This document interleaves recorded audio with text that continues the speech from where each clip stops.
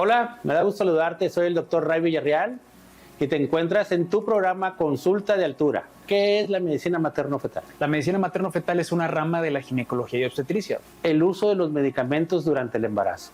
¿Cuándo sí? ¿Cuándo no? ¿Qué medicamentos puedo tomar? ¿Cuáles medicamentos no? ¿Existe una clasificación de la FDA? Esa clasificación está en base a letras, va de la A a la X, de menor riesgo o de forma segura a la X, que es totalmente contraindicado en el embarazo porque te va a producir algún efecto deleterio, como por decir una malformación.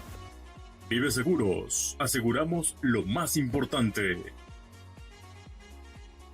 Invermás Médica, mejorando la vida de la mujer. Radiocare, el departamento de radiología e imagen de Hospital Regiomontano. Radiocare, el departamento de radiología e imagen de Ginequito, el Hospital de la Mujer y su familia. Presentan.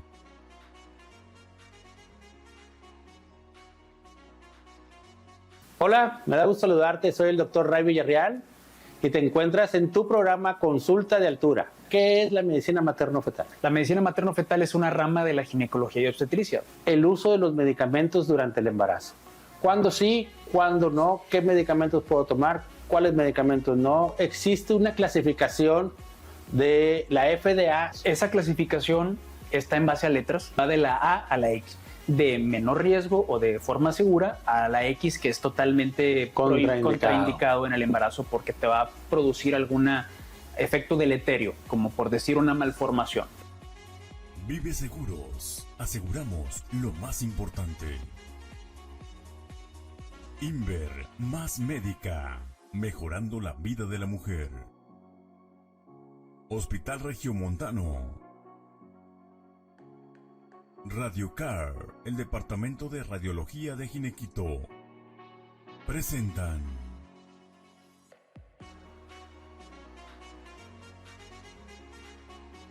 Hola, me da gusto saludarte, soy el doctor Ray Villarreal y te encuentras en tu programa Consulta de Altura. Quédate con nosotros, tendremos temas de interés con especialistas en la materia. El día de hoy tenemos al doctor Miguel González Nazar, él es especialista en medicina materno-fetal. Bienvenido, Miguel, un gusto saludarte. Gracias por la invitación, aquí estamos. Muy bien, cuéntanos un poco, primero que nada, ¿qué es la medicina materno-fetal? La medicina materno-fetal es una rama de la ginecología y obstetricia, de tal manera que nosotros primero hacemos medicina general y después hacemos ginecología y obstetricia como especialidad y posteriormente pasamos a una subespecialidad 2 años más. Para ser precisos, nos especializamos en el embarazo de alto riesgo y en el diagnóstico prenatal, de tal manera que vemos la patología materna como diabetes, hipertensión, enfermedades autoinmunes, etcétera, o algo que complique el embarazo potencialmente, y vemos también el lado de los bebés, malformaciones, síndromes, y sobre todo dejar tranquilos también a las mamás. Muchas veces nos ven de que me mandaron con el materno fetal, algo está mal con mi bebé, y no necesariamente. Ahorita vamos a hablar también un poco de eso. Son cuestiones nada más de rutina. De rutina, sí, ¿verdad? Para quedarnos tranquilos. Para checar que venga bien todo con los bebés. En este caso, con el uso de la ecografía, sabemos que existe la ecografía genética y la anatómica, que eso puede ser un tema para más adelante. Pero el día de hoy vamos a estar hablando de un tema muy específico y recurrente en nuestras pacientes, que es el uso de los medicamentos durante el embarazo. ¿Cuándo sí? ¿Cuándo no? ¿Qué medicamentos puedo tomar? ¿Cuáles medicamentos no? Quitar a un lado los tabús que existen.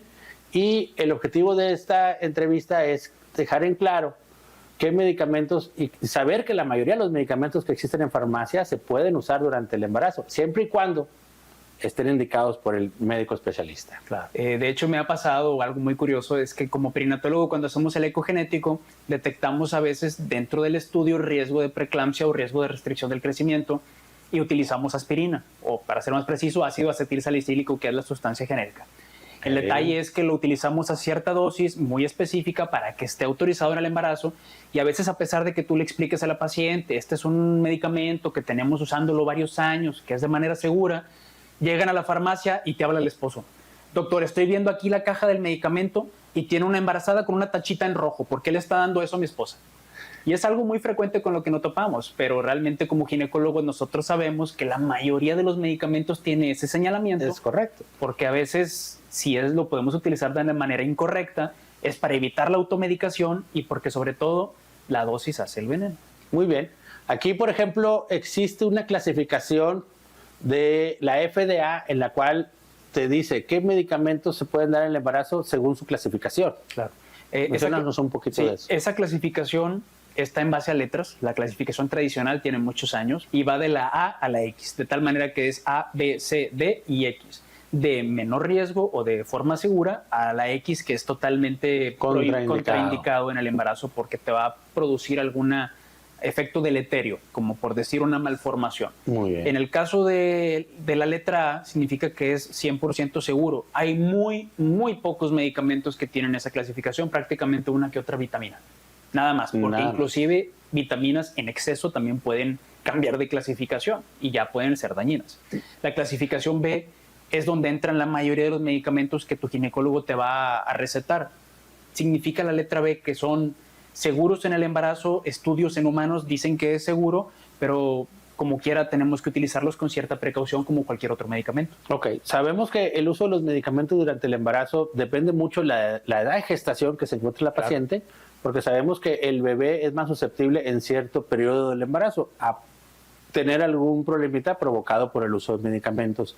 Y desafortunadamente, a veces las pacientes no se dan cuenta que están embarazadas y sabemos que es en el primer trimestre cuando son más susceptibles. De hecho, no nada más a medicamentos, recuerden también a radiación, que es otra de las cosas que después podemos llegar a tocar. Una de las preguntas muy comunes es, ¿me puedo hacer una radiografía en el embarazo?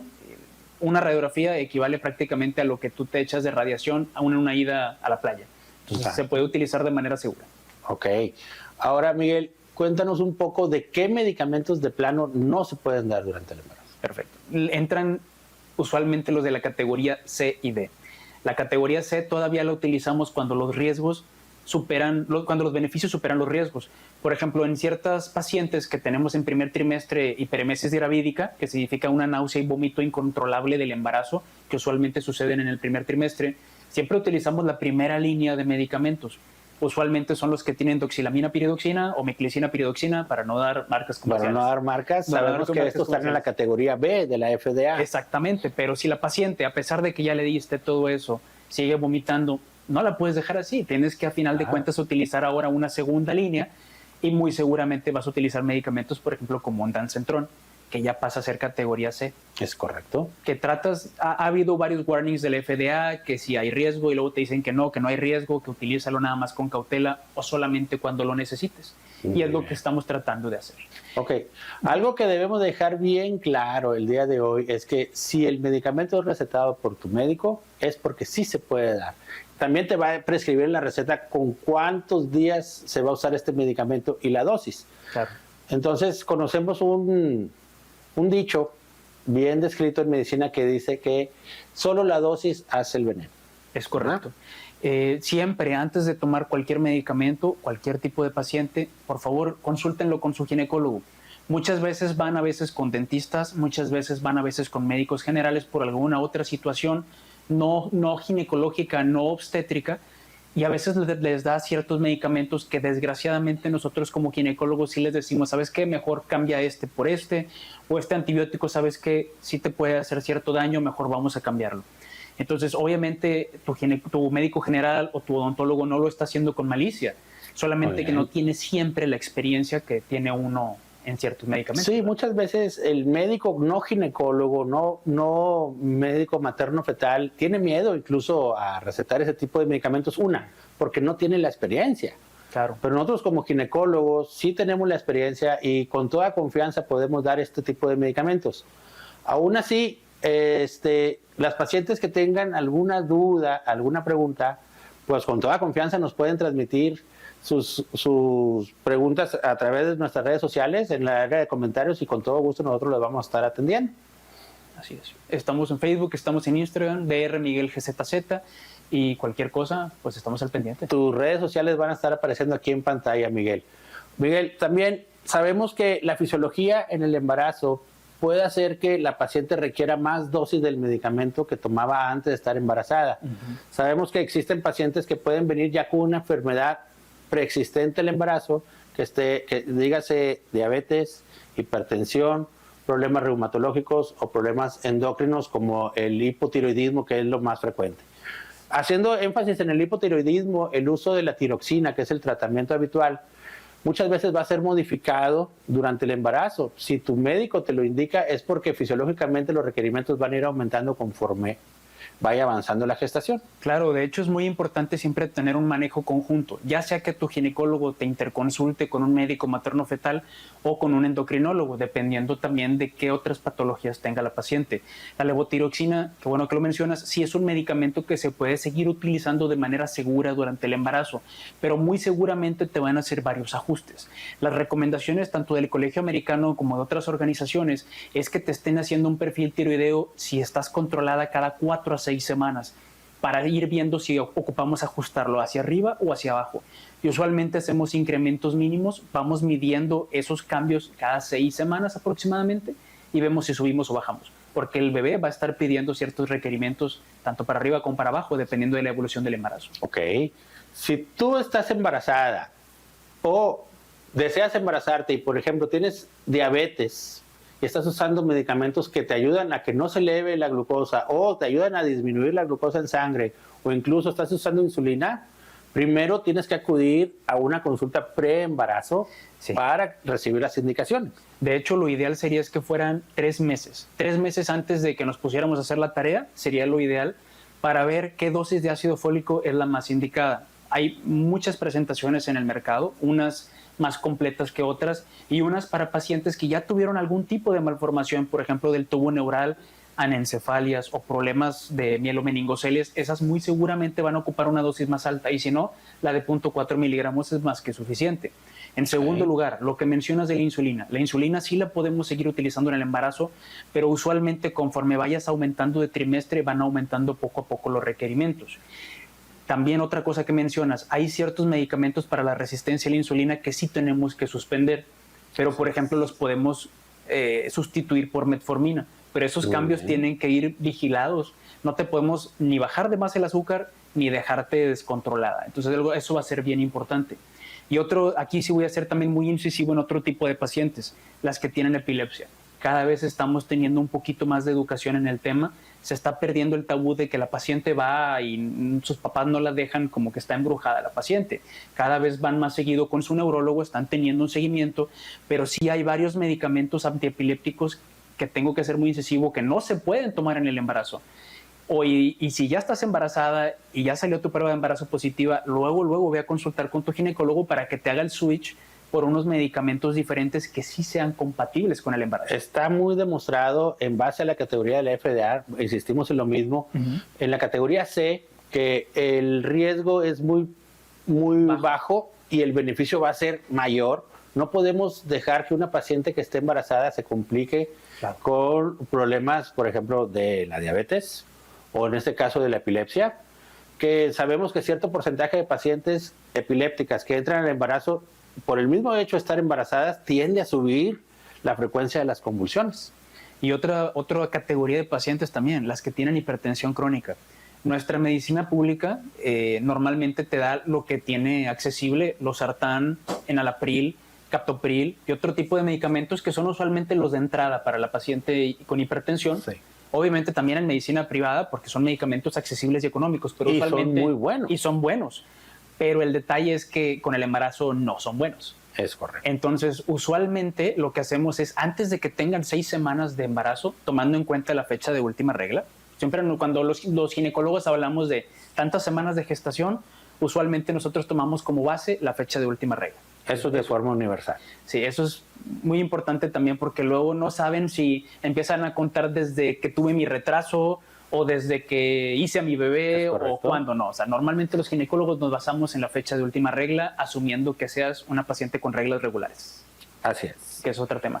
Pero sí, la hipertensión, hay otros medicamentos que sí podemos utilizar que sí son seguros. Entonces, no te agüites, siempre hay algo para ti, pero que tu ginecólogo te lo autorice. Eso es bien importante, no te agüites. Si tú tienes un padecimiento crónico y deseas embarazarte, no dudes en acudir con tu médico especialista para que te ponga las mejores condiciones y entrar al embarazo así, en las mejores condiciones, con los medicamentos adecuados para que la evolución sea lo más pegado a lo natural Claro. o a la evolución normal de un embarazo. ¿Cuántas veces me ha tocado que una paciente llega llorando, se acaba de enterar que está embarazada, le dijeron en su último embarazo otro colega que no se volviera a embarazar, que se podía morir, que le podía dar una preeclampsia, que iba a convulsionar, y llegan súper asustadas las pobres pacientes nada más por tener presión o azúcar? Y la verdad es que bien controlados esa paciente puede llegar a un embarazo de 9 meses con un bebé sano. Obviamente vamos a tener que hacer ciertos ajustes, vamos a tener que estar más pegados con ella, pero eso no significa que se va a morir la pobre paciente, y a veces llegan, en lugar de estar disfrutando su embarazo, viven los 9 meses asustadas. Es muy importante saber también que la paciente tiene que disfrutar del embarazo. Claro. La tenemos que poner en las mejores condiciones. Saber que si ella no sabía que estaba embarazada y tomó algún tipo de medicamento, lo más probable es que no vaya a pasar nada con bebé. Recuerde, si ustedes tienen un retraso, primero que nada, antes de consumir algún medicamento, háganse una prueba de embarazo. O si se van a someter a un procedimiento quirúrgico, que también nos ha tocado, que sin saber que están embarazadas se han operado, pasa, pero se exponen a los medicamentos, y la mayoría de estos medicamentos no provocan ningún problemita en el bebé, claro, pero sí llegan muy asustadas.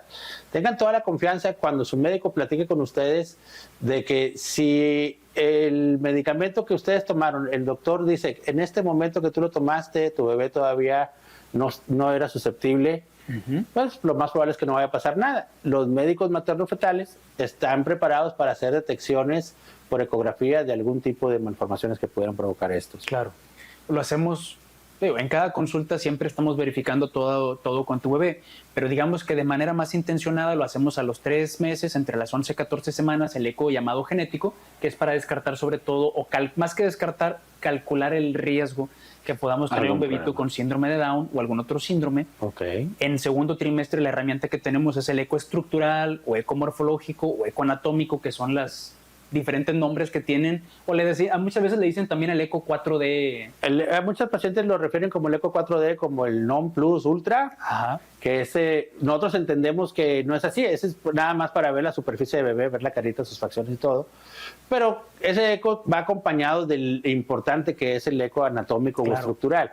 Nosotros nos encargamos de dar una revisión desde la cabecita hasta los piecitos a tu bebé, para checar que todos sus organismos estén bien formaditos y estén en su lugar, y como complemento usamos ese tipo de fotos que la tecnología que ahora nos brinda pues nos hace más fácil. Yo siempre les hago la división a mis pacientes que en el ultrasonido genético es sobre todo para malformaciones de síndromes, y en el segundo trimestre son los detalles finos, porque ya está formado ahora sí el bebé, ya nada más va a concentrarse en engordar prácticamente, pero ya vamos a poder ver los detalles finos como labio leporino, malformaciones de corazoncito, malformaciones de columna, que no le falte un riñón, huesitos, eso es lo que vamos a ver. Un dedito de más, un dedito de menos, todas esas cosas. Pónganse en manos de su médico, más si tienes antecedentes de algún padecimiento crónico. Ellos se van a encargar de ajustarte tus dosis o hacer un cambio de los medicamentos, pero siempre y cuando mantener tu enfermedad apagadita para que la evolución del embarazo sea lo más natural que se pueda. Claro. ¿Algo más que quieras comentar, Miguel? Pues nada más que recuerden que hay medicamentos que sí podemos utilizar dependiendo de las semanas. También es un tema muy importante. Por ejemplo, hay veces que nosotros como ginecólogos o como perinatólogos vamos a quitarle las contracciones a una paciente con riesgo de un parto prematuro. Así es. Y utilizamos ciertos medicamentos, y dependiendo de las semanas podemos utilizar X o podemos utilizar Y. Entonces, por ejemplo, una paciente que tiene 30 semanas voy a poder utilizar indometacina. Pero inclusive, aunque esté autorizado, yo sé que nada más lo puedo utilizar hasta 200 miligramos, 3 días como máximo, y cambio de medicamento, si no puedo causar ciertas alteraciones. Entonces, también tenemos que estar al pendiente de que no todos los medicamentos son autorizados en todos los momentos del embarazo. Pero oye, por eso siempre, ante la duda, consulta con un ginecólogo. Ok, la enseñanza, los puntos claves del día de hoy es, uno, si tu doctor te dio un medicamento, tú llegas a la farmacia y tiene la leyenda no dar en el embarazo, no hagas caso. Si tu doctor te lo recetó es porque sí se puede dar, y en la receta va a decir el tiempo y la dosis, claro, ¿verdad? Segundo, si te conoces embarazada y tienes un padecimiento preexistente, pues también tener toda la confianza que el médico materno-fetal está preparado para este tipo de condiciones. Aquella paciente que está embarazada y tiene una enfermedad preexistente o que se agrega al embarazo, como la diabetes gestacional, la preeclampsia, la epilepsia, etcétera, etcétera. Muchas veces tienen miedo de hacerse la prueba. Hágansela lo más pronto que se pueda. Mientras más temprana es su primera consulta con su ginecólogo, va a ser mucho mejor. Miguel, sabemos que el uso de los medicamentos en el embarazo tenemos que dejar ciertas especificaciones a la paciente, pero ¿qué otras recomendaciones damos en la primera consulta de embarazo? Además del uso de medicamentos, es muy importante la alimentación de la paciente. Yo les recomiendo mucho que traten de hacer 5 comidas al día. Ojo, no 5 Carl's Jr. o 5 hamburguesas. Nos referimos a que son 3 comidas y 2 colaciones. Okay. Eso ya se individualiza dependiendo de cada paciente, pero digamos que es más o menos cómo le va a ir a la mayoría de las pacientes. ¿Por qué? Muchas veces empiezan con gastritis y empiezan con reflujo, y eso es por pasar tanto tiempo en ayuno. Yo siempre les recomiendo que tengan una frutita o una galletita en la bolsa, para de tal manera que si ya pasó cierto tiempo en que no han comido, pues consuman esa colación. Desgraciadamente nuestra paciente aquí en Monterrey está en el mundo laboral y no tiene todo el tiempo del mundo para hacer sus comidas como toda embarazada quisiera. Entonces es bien importante que vayan previendo ese detalle y tengan algo siempre en su bolsa. Eso es lo que siempre les recomiendo. Manejo de las náuseas y el vómito en el embarazo, una buena hidratación. Y una pregunta que siempre me hacen: doctor, yo tomo café todos los días, ¿voy a poderlo seguir haciendo? ¿Se puede? Y luego empiezan con una que otra maña de que, bueno, es que, doctor, es que sí he seguido tomando café, pero es descafeinado, entonces no cuenta. Y ahí es donde ya entramos en el estira y afloje. Sí hay una cantidad diaria recomendada y autorizada por tu ginecólogo para tomar café. El detalle es que esos miligramos es bien variable. Yo tomo café de capsulita, el doctor Ray toma café del Nescafé en polvo y otra persona toma de pocillo. Y entonces los miligramos de café no son equivalentes. Van a variar. Van a variar. Entonces la equivalencia sería que no te pases de una tacita de abuelita chiquitita de porcelana al día. Ok, dejar en claro que sí está permitido el uso de café, máximo una taza al día, y que no sea súper concentrado. Ni un Yeti, por favor, o sea, no es una tacita normal. Y otra cosa muy importante es que recuerden que refrescos y tés también tienen cafeína. Exacto. Lo tienen que tomar en cuenta, porque ya me eché mi tacita de café y una chiquita nada más, pero también me tomé 2 litros de refresco, entonces ya se excedió el nivel de cafeína. Es correcto. Bueno, y el poder viajar durante el embarazo, sí se puede, sí se puede, pero tenemos que tener ciertas precauciones. Sí. La recomendación es que si ya pasaste más de 2 horas sentada, te pares, camines un poco, o si estás en un espacio en el que no puedes pararte por alguna razón, por el avión, etcétera, hagas cierto movimiento en las piernas para que se esté moviendo la sangre y no se esté acumulando. Y sobre todo, uno de los riesgos es la formación de coágulos por la inmovilización. Cuidado con eso. Sobre todo en ciertas pacientes que son las que tienen más riesgo. Pero nada más, mantente tú en movimiento, párate o haz breaks en tu viaje cada 2-3 horas para que no haya mayor problema. Y usualmente no hay ningún problema en el avión. Hasta las 34, 35 semanas. Dependiendo de la línea aérea, pregunten hasta qué semana se puede viajar. Su médico les puede hacer una carta de si puedo viajar en el embarazo.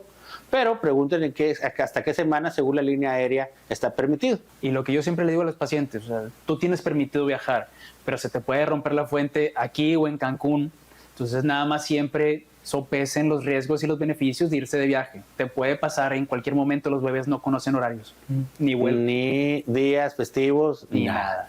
Ok, Miguel, no queremos despedirnos, pero sabemos que el tiempo es corto aquí en las redes sociales. Cualquier duda o comentario, escríbanos y déjanos por favor tus redes sociales. Estamos en Facebook y en Instagram como Dr. Miguel G. Nazar.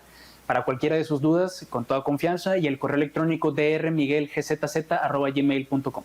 Muy bien. Otra cosa, Miguel, abriendo un paréntesis, quiero felicitarte por la nueva etapa de tu vida en que estás y te quiero hacer un presente para tu primer bebé. Muchas gracias. Es algo simbólico, es característico del programa. Tu programa Consulta de Altura te hace este obsequio. Muchas gracias. Para tu bebé, y te agradecemos nuevamente que nos hayas acompañado el día de hoy con este excelente tema que tuvimos el día de hoy. Un sobrino más del tío Ray. Recuerden acompañarnos frecuentemente en nuestras redes sociales y que la salud inicia desde antes del nacimiento. Muchas gracias por la invitación y el regalo. Felicidades. Muchas gracias. Vive Seguros. Aseguramos lo más importante. Invermás Médica, mejorando la vida de la mujer. RadioCare, el Departamento de Radiología e Imagen de Hospital Regimontano. RadioCare, el Departamento de Radiología e Imagen de Jinequito, el Hospital de la Mujer y su familia. Presentó